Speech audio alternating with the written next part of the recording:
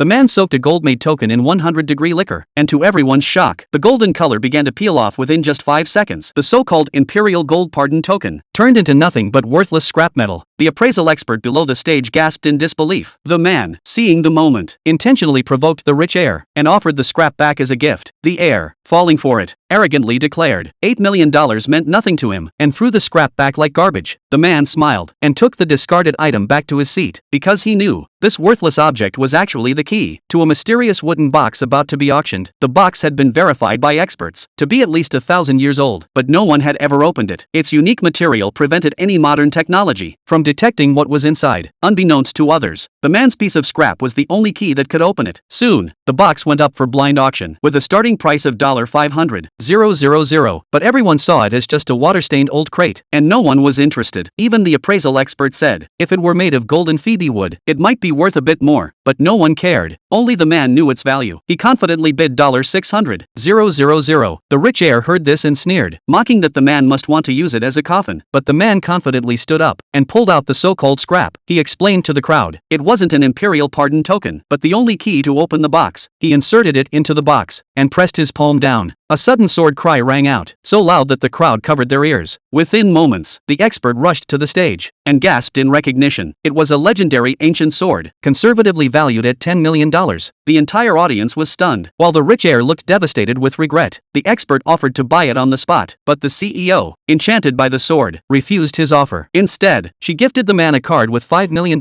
as a thank you. Then the next item went up for auction. A horse sculpture was unveiled. The expert glanced at it and said it looked like the style of a grandmaster, but was clearly a cheap replica. But the man suddenly raised his paddle and made the bid. The expert called him crazy. The rich heir smirked, but his wife whispered that the man seemed to have incredible luck, and maybe they should follow his lead. The rich heir agreed and joined the bidding war. After several rounds, the price hit $2 million.